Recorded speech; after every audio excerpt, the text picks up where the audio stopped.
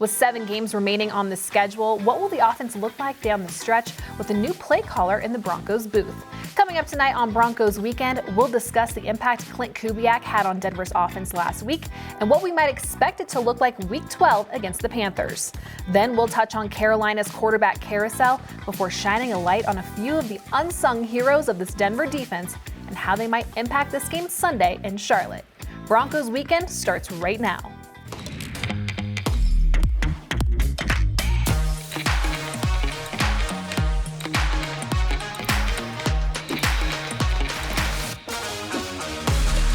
For joining us for the Black Friday edition of Broncos Weekend, everyone. I'm Alexis Perry, and while I don't have any deals for you, I do have a couple of my favorite former Broncos, Steve Atwater and Big O, here to help you get set for game day for just the 7th series meeting between the Broncos and Panthers. Guys, we'll get into some of the key matchups to watch for here in just a little bit, but first we have to start with the big change for this Broncos offense as Nathaniel Hackett has handed over offensive play calling duties to passing game coordinator and quarterbacks coach Klint Kubiak. Yeah, that's how we're going to move forward right now. I thought the communication between Klint and Justin was really good. I thought the operation was really good, and a couple things we can clean up, with them, that being their first time going through it. I'm excited to see what Klint and Justin can put together and being part of that, and I think it's a fresh look at everything. I thought it was great having somebody up in the box, too. When you're up in the box, calling plays from there, too, it's so different. It's quiet. It's you don't have as many distractions. You can see the whole field. You can help with calls. So I think it'll give us advantage, so I'm excited for it now. Well, guys, looking back at the tape from Sunday, what did you like about how he called that game, especially in the first half, and where do you see room for improvement? Well, I like that we had a lot of up-tempo, a lot of quick passes. That way we didn't have to put a lot of pressure on that offensive line and have to hold for a super long time. And Russ was getting the balls out quickly. Guys were making the catches, making the plays. Where I would say room for improvement, I would say just continuing to stick with the run game a little bit more. But I thought it was a good first outing for him, though. And, I'd like to see more of it. Yeah, Russell Wilson had the most efficient day as a Denver Bronco. Yeah. And that's what we brought him here. That's why we backed up the Brinks truck. That's why we gave him $250 million, right? So I'm looking forward to this because Klint Kubiak could do something that Nathaniel Hackett can't. Nathaniel Hackett has to be the CEO of this whole entire football team. When he's a head coach and the offense does bad, 3 and out. Nathaniel Hackett can't now go and have a conversation with Russell Wilson because he has to watch special teams. He has to watch the defense. He has to be there for Evero if Evero has a question, or Stooks if they have questions. But also Nathaniel Hackett can't start planning ahead for the next series because he has to be in the game. With now removing himself from the play calling ability and having Klint Kubiak do those things, now Klint immediately is able to talk to Russell Wilson about what went good, what went wrong on that previous series, but also talk about where we're going to the next series. So we saw that quick passing game have a great effectiveness on the game. We just want to see it for a little bit longer. Got away from it for a little bit. We just want it longer and harder because now the Broncos really should start scoring some more touchdowns and not almost touchdowns that we saw the first half of the season. Yeah, I was going to say we almost saw a touchdown late in the first half on that 3rd-and-1 play. Melvin Gordon, he fumbled the ball. Subsequently, he was waived the next day. What does that say about George Paton and his expectations for this football team? Yeah, so everybody talks about Melvin Gordon and the fumbles. I have a different theory on that because Melvin Gordon has always been a fumbler. Nothing against Melvin Gordon because everybody likes him in that locker room. Everybody likes how he approaches business. But why I truly believe the Broncos released Melvin Gordon? Because 2 of those 3 sacks this past week against the Las Vegas Raiders were on Melvin Gordon in his pass blocking. And that's what's always made him get back out there on the field. You would sit him and say, okay, we're not going to give you the carries. But then they're like, why is Melvin Gordon out there? Well, he's out there for 3rd down and what he brings to the table. And that's his ability to pick up the blitz and protect your $250 million quarterback. Where this past game against the Raiders, he gives up 2 sacks on 3rd downs, where that's his expertise, where now he becomes expendable because of it. I've always known Melvin to be a very good blocker. I know what you're saying, though. Giving up those blocks definitely hurt. Now, one of the things that I think is Melvin Gordon, I couldn't tell that he was really trying to improve as in terms of holding on to the football. When Tiki Barber had that problem back in the day with the New York Giants, we saw him running down the ball, just running down the field with the ball just covered all the way up. Yep. I never saw that with Melvin Gordon. It still seemed like I won't say he's willy-nilly with it, but when you know that you have a tendency to fumble the ball a little more than average, you got to make sure you do something extra to cover up. I didn't notice that. Broncos country didn't notice that. And we got another fumble this last game, and I think George and the rest of the coaches, they just said that's enough. I can't do it anymore. I think it's safe to say that this running backs room looks absolutely nothing like it did back in July at the start of training camp. We have Latavius Murray as the projected starter on Sunday. Chase Edmonds, he was just placed on IR. So what can the Broncos do in order to really get this run game going throughout these final 7 games? Well, Marlon Mack's going to play a huge part of that. You know, a couple years ago, Marlon Mack was absolutely dominating for the Indianapolis Colts. With this Broncos system, we've seen him here for the last 3 weeks, but it's hard. It's complex on third down. The concepts, the schemes, the terminology is super complex. So Marlon Mack was brought in a few weeks ago, and that's why we haven't seen him dress. He's always been active. We stole him off the practice squad for the 49ers. So he's always been active, but he's never been suited up on game days, and that's because they have already kind of tailored what Marlon Mack is going to be, and that was going to be the third down back when he was ready to become that. Unfortunately, Melvin Gordon, they had the last straw. Now you have to fast track that. So look for Marlon Mack to come in on third down as a back that could come out of the backfield. They can line up in 5 wide, but also that can help you pick up on your blitz protection. So I'm super excited to see how these resources are deployed, because I think you have a nice 1-2 punch with Marlon Mack and Latavius Murray, because you have two running backs that are polar opposite of each other. Okay, switching to Denver's defense, PS2. I think it's safe to say that this series between Pat Surtain II and Davante Adams is now tied. You know, that loss against the Raiders, that was not on Pat Surtain whatsoever. We all know that, but he did take the blame for it. So from the player perspective, how do you really forge ahead and not let that feeling like, oh man, I let my team down, really bother you, especially with this season dwindling down right now? Yeah, well, playing the cornerback position, I think you have to be one of the most mentally tough players on the field, because you're going to get beat, you know, even by guys who aren't the number 1 receiver in the NFL. And when you go up against a guy like Davante Adams, you got to know that he's going to win sometimes, and he absolutely did that. But Pat Surtain, I know he's going to bounce back, and he didn't do anything really wrong, except for on the one play where he was kind of looking back into the backfield, and Davante Adams did the double move on him and went back to the corner and was pretty much wide open. Yeah. But other than that, I thought he played a pretty solid game. And again, that's going to happen sometimes playing the cornerback position, but I wouldn't want anybody else at that position rather than Pat Surtain. You know, everybody looks at Davante Adams and thinks that, oh, he doesn't have it because he's wearing a different uniform. Davante Adams is an absolute monster at the wide receiver position. But now when you take away Darren Waller, when you take away Hunter Renfrow, it gives you the ability to line Davante Adams up at, the wide, out wide, or inside at the slot position. And now he's done that all his career.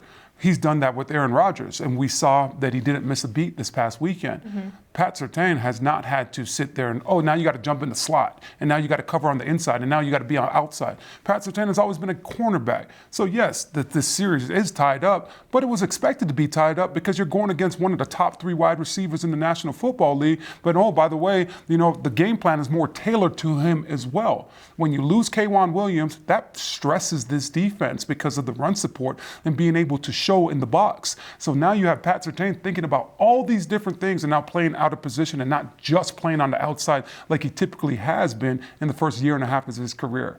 But I have faith in PS2 that he's going to figure this thing out and he's going to get this thing rolling. I can't wait for round number 3 next year. Yeah. I have my popcorn ready already. Yeah, that's a great point, though. I mean, just knowing that Davante Adams does line up in the slot, he lines up on the outside, and sometimes you have to jump in that slot or, have someone else on him. We saw Essang Bassi wind up on him a couple of times there, too. So that's a great point. Thanks. Well, as we switch gears a little bit and start looking ahead to Carolina, like I mentioned, this Sunday marks just the 7th time these teams have met. The first, Steve, I'm sure you remember it. It was a 34-0 blowout win back in 1997. You remember that game? Oh, yeah, back in the day we used to do it like that.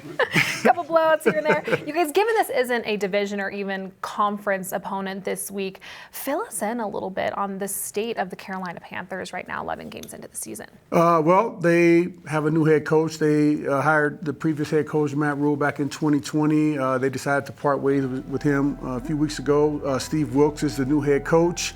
The guys, they have a good defense. I think they're a little bit like us. Now, their defense isn't as good as our defense, but their defense has been the more solid part of that team, and the offense has been struggling. They have two former first-round quarterbacks in Baker Mayfield and Sam Darnold, and I think they're going to see which one of those guys can battle it out. And whoever's left standing at the end of the day is going to be, I believe, their future quarterback. I think Baker Mayfield had his chance, didn't do so well. Now Sam Darnold's up. What they're trying to figure out is who are we moving forward with, right? You got two quarterbacks that are really, really young, and if they get the right tools around them and hey, you know what, let's get these guys exposed as much, especially for the fact that we're going to be interviewing head coaches.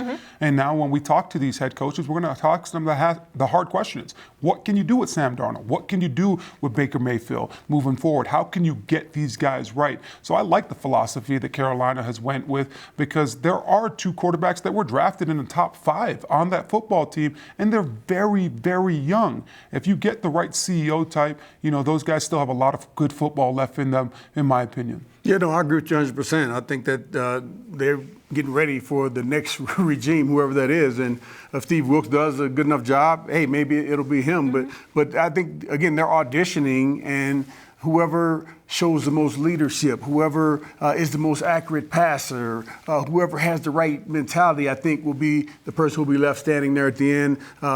It's a good battle, though, because, again, both those guys, high draft picks, been with other teams, had experience of going through different teams and seeing what different systems look like. So hopefully one of them will stick and they'll have some success in the long run. What challenges could Darnold's start create this week for the Denver Broncos, given the fact that we have zero tape on Sam Darnold in Ben McAdoo's offense? Yeah, we don't have any tape on him in this offense, but we got a chance to see what Baker Mayfield did in this offense. I don't think the offense will change that much, especially considering that it'll be Sam Darnold's first time in the offense. I think he'll run similar plays as Baker Mayfield did. But the one thing, though, is we know from when Sam Darnold was with the Jets, he'll take off and run the ball. Yeah. He's extremely mobile, and I don't know if he's looking to do that, but if he's questioning, all right, is that guy open or not? And, I got a little bit of a crease.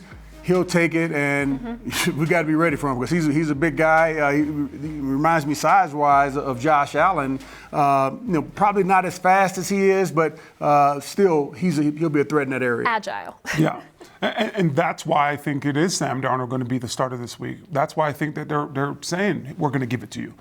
Because Baker, in situations like that, Baker's going to try to fit it in there. He's going to try to show the world that, hey, I can make these throws. And those throws, tips and overthrows, got to get those. They turn into interceptions, and they turn into extra possessions for the opposing team.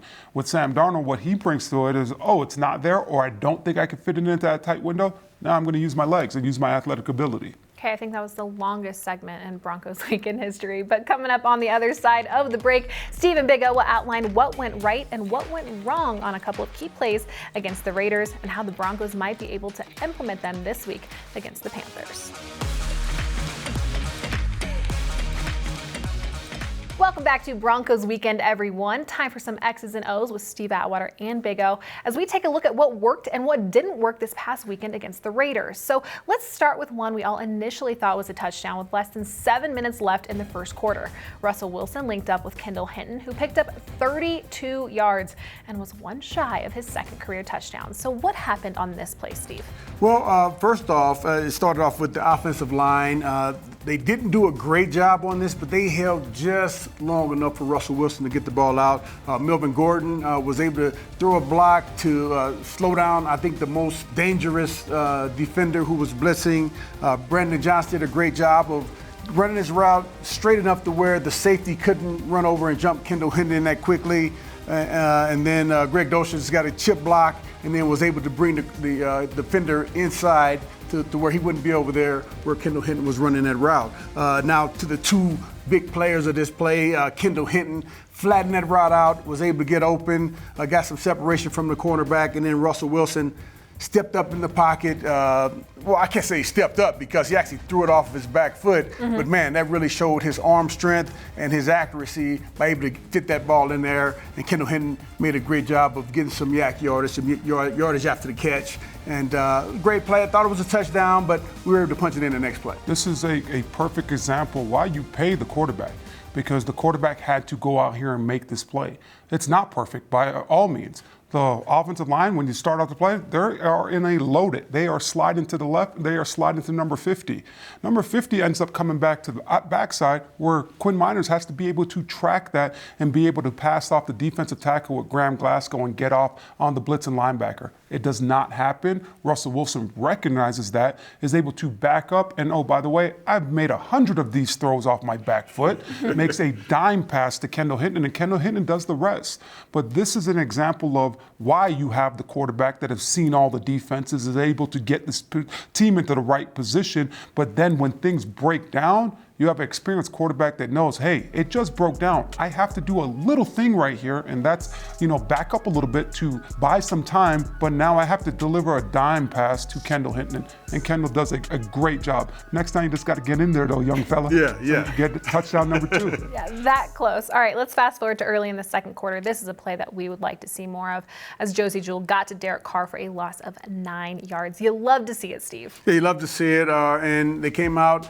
They looked like they were either playing cover 2 or cover 4, and it quickly turned into a cover 1 coverage. Cover 1 is when you have a single high safety, normally a 5-man rush, but because the back stayed in and blocked, the linebacker was able to come around Alex Singleton and hit that guy. It almost looked like a blitz, but it wasn't really a blitz. So they actually ran this play to perfection because Josie Jewell, Alex Singleton, and Deshaun Williams, they were kind of crisscrossing. And earlier in the game, you saw 2 of those guys actually run into each other. But this time, the timing was perfect, and Josie Jewell was able to come around there at the end and get the sack. And what I liked about what Nick Benito did, he was rushing like he had contained, but at the last minute, he went to the inside knowing that Jewell was coming to the outside. And just as the quarterback, Derek Carr, tried to step out of the pocket, Josie Jewell was right there to get the sack.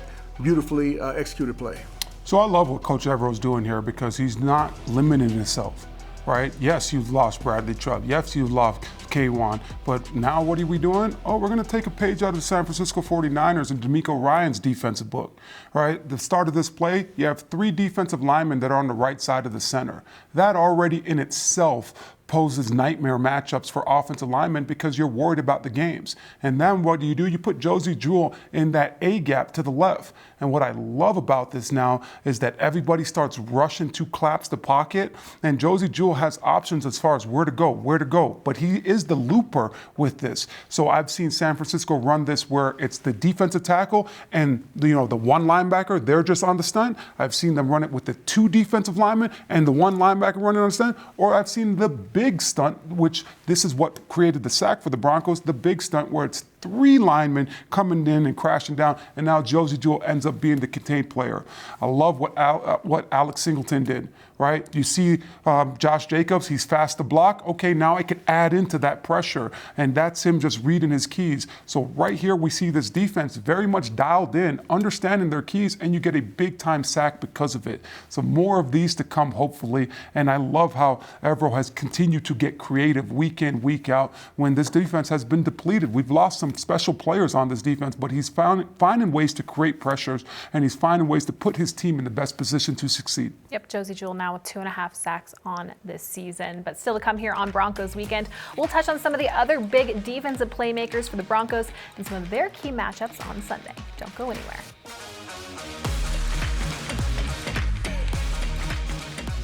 Welcome back to Broncos Weekend, everyone. We mentioned inside linebacker Josie Jewell in the last segment, but now we need to highlight the other half of that dynamic duo inside the box for the Broncos, middle linebacker Alex Singleton. Singleton was the highest graded Bronco Week 11 with 12 combined tackles, 1 for loss, a quarterback hit, and a sack that I really wish would have counted, but I digress. Guys, is it safe to say that he is exceeding expectations? Well, watching his film from when he played in Philadelphia, I kind of expected him to come in and do exactly what he's doing. He's the guy that, he led the Eagles in tackles last year, just flying around to the ball. In preseason, we saw him run down on special teams, make play after play, and he's doing that same thing now. Some guys have a nose for the ball. He's one of those guys, and man, he's a stellar player. I love watching him play. Yeah, great player, sideline to sideline. He has exceeded my expectations by far because I thought the Broncos didn't do enough in the inside linebacker position when it came to, finding those 3 down guys. but Alex Singleton can be a staple moving forward for this Broncos defense, and we see him each and every week, sideline to sideline. What about the game that he almost got to 20 tackles this year? Yep. Hey, this guy is a tackling machine and embraces the contact. So when you get those type of players in the building, you got to keep them around, got to keep using them as well. What role will Alex Singleton play this week and slowing down D'Onta Foreman? Well, I think the Carolina Panthers, he's their main guy now with Christian McCaffrey being traded to the San Francisco 49ers now. D'Onta Foreman, hey, this is your time to show what you can do. And Alex Singleton, hey, he's shown that he's going to be a tackling machine. He's going to get to the ball. I don't care who's carrying the ball, whether it's a receiver, a running back, a tight end, whatever. He's going to be flying to the ball. He's trying to separate you from that ball. We know that Carolina wants to establish the run, whether it's Baker Mayfield or Sam Darnold back there. They have to rely on the run game. So I'm looking for Josie Jewell and Alex Singleton to come downhill and just light up whoever's carrying the ball. And when you hit them and you hit those body blows, hopefully by the end of the game, now those running backs start easing up like they used to when you played, Steve. Oh yeah. That's why I love seeing, hey, Alex, Josie, man, they're bringing it. All right, let's stick with the defense. Damari Mathis now ranks 4th in tackles among Denver rookie corners in their first 10 games with 36 total so far this season. What has impressed you guys most about this rookie corner just the last couple of weeks especially? Well, just his heart. You know, he had a few pass interference calls called against him. He put those out of his mind. It didn't stop him being aggressive. He's playing with guys. He's playing up on guys. He's playing off on them. And in college, he was a bump and run guy, so he was very used to being physical. And I think his skills from college transferred very well over to the NFL. Could we just go back a second? You said he ranks 4th amongst rookie cornerbacks for the Broncos. Well, by the time this season's over, he's going to rank 1st because he's going to continue to get tested because PS2 is on the field. At the start, it did not look good against that Chargers game, but for him to not be in the tank and continue to go out there and have big impact plays, man, I love this guy's mentality, and I've never even met him before. Yeah. So he's a nice piece of the puzzle moving forward for this Broncos defense. And what I liked also is, you know, he had some missed tackles earlier on in the season. In his last game, you saw him staying up high. You saw him tackle Josh Jacobs up high and take him down. You saw him hit Davante Adams on the crossing route and stayed up high on him. I really like that. You can be a lot more sure with growing the up tackles. before our eyes, Steve. Growing up, I know, right? You know, being able to. It's so easy for these young corners to be like, oh man, like a running back, Josh Jacobs, physical running back. I'm gonna go low. Yeah. Right. It's so easy to make that decision, go in there with your head down. But what Steve's talking about, you know, starting to tackle up high now, that's that confidence, right? Where it's like, okay, I know he's bringing it, but I'm gonna bring it too. Exactly. Right. So that's a good trait to have. Yes, he will be tested this week up against DJ Moore, who is, of course, Carolina's best pass catcher right now. So what advice would you guys have for him going up against Moore this week? Keep doing what you're doing and know that, hey, you're on the other side of PS2. You're going to get tested. But I think he knew that right from the start, right when he started. You know, we talked about it on the show. I'm sure the coaches talked to him like, hey, you're probably going to get tested, Rook. And he's held up well. And it's going to be a good test for him. DJ Moore, he's a good wide receiver. But I think it's going to be a good battle for him. And I think he's going to get better and better when he has these types of battles. Okay, as for some of the challenges for this Broncos offense, Coach Hackett mentioned earlier this week that the Panthers, they do a lot of unique things from their pressure, and that will really test Russell Wilson this week. So what's the key for Wilson and this Broncos offensive line to really overcome the pressure that they will, without a doubt, face on Sunday? Well, I would say continue to get those quick passes out. Got to get the run game going. That offensive line is going to have to stay low on those blocks because, you know, you're going to have to hold those blocks a little longer, especially in the run game. And again, I want to see guys play to the whistle. I mean, full speed to the whistle, pushing, tugging, holding, the whole 9 yards. Oh, you know about that. Holding on every play. And trying. I'm holding every play when I play in the National Football League. Yeah. But for me, it's understand the situation. Yeah. What are we trying to accomplish right now? Is this a quick 3-step drop? Okay, now I could cut the defender, or I could jump set him. Is it a longer developing play where it's just 5 guys? Well, now I have to be a little bit more vertical in how I set to be able to pick up the games and the blitzes. Oh, are we max protecting, meaning that we're going to take a shot? Now I got to make sure that we're passing off games and we got to all be on the same playing field. So I want to see this offensive line take the next step. I know we've been riddled with injuries, but we have to understand the situation. When 18 was here, we'd break the huddle and he would tell us every single time, hey, this one's longer developing, fellas. And right when we heard that, okay, there's no more 1 Mississippi, 2 Mississippi, 3 Mississippi. It's like we better block for 5 seconds and block through the whistle. But other than that, it was all about the quick passing game, and we knew that he was going to get rid of the football. So I want this offensive line to go out there and just understand each and every situation that you're in when you're throwing the ball, because if you do understand that, I promise you this offense will score a lot more touchdowns because they will set accordingly and use the right tools in that situation to help protect for Russell Wilson. You think it'll help the guys if Russell Wilson gave them a heads up, like, hey, this may be a longer developing play? Yes, yeah, absolutely. Russ, though, is he going to do that? Because remember, he's been in the league for over a decade already, and he's used his legs so much. So even when plays are longer developing, or even when he's expecting a free blitzer, he thinks that he could do it with his legs because he's had so much success over the time. With Peyton, and you knew he was not trying to do that. Yeah, you know exactly where he was going to be. You know, he was trying to get rid of the football as fast as possible. So when those longer developing plays, you'd be like, hey, there's a double move. We need you a little bit longer on those. Yeah. Okay, guys, both of these teams are looking for their 4th win of the season and really to start stringing some together here down the stretch. What do the Broncos need to do this week in order to get the job done? Run the football. Continue to run the football. Latavius, let's go. Latavius Murray, I want to see that sprinkle in Marlon Mack. I'm super excited about this run game this week because unlike any other week this year, because just look at it, guys, right? It's either been Melvin Gordon and Javonte Williams or Latavius Murray and Melvin Gordon. Well, your 2 leading backs are the same person. They bring the same exact skill set. Now you have a nice 1-2 punch with Latavius Murray and Marlon Mack. So I want to see them establish that run game, which I really believe that they will be able to establish it against Carolina. But also stick with that quick passing game. And I continue to hit on it. Offensive line, you got to understand the situation. And every time you're dropping back and they call a passing play, what is this right now? Is this a 3-step drop? Is this a 5-step drop? Is this a play action, take a deep shot type of opportunity? When you understand those, then you know what tool to use at the line of scrimmage to be able to protect for your quarterback that has played against all different types of defense.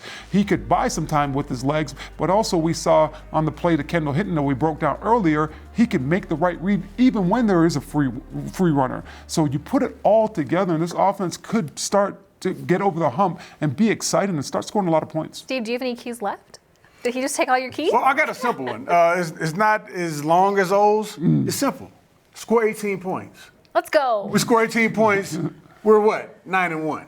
And that's hard to fathom. Painful that stat, yeah. 18 points, we could have that type of record. But our defense has played that well. Offense, let's pick it up just a little bit more. Let's get that 18 points. I like that. All right, well, that is all the time we have for Broncos Weekend, but be sure to tune in to Fox this Sunday at 11 a.m. Mountain Time for Broncos and Panthers live from Bank of America Stadium in Charlotte. Then meet me right back here Tuesday night for the full game recap on Broncos A to Z. Until then, have a great rest of your holiday weekend, everyone.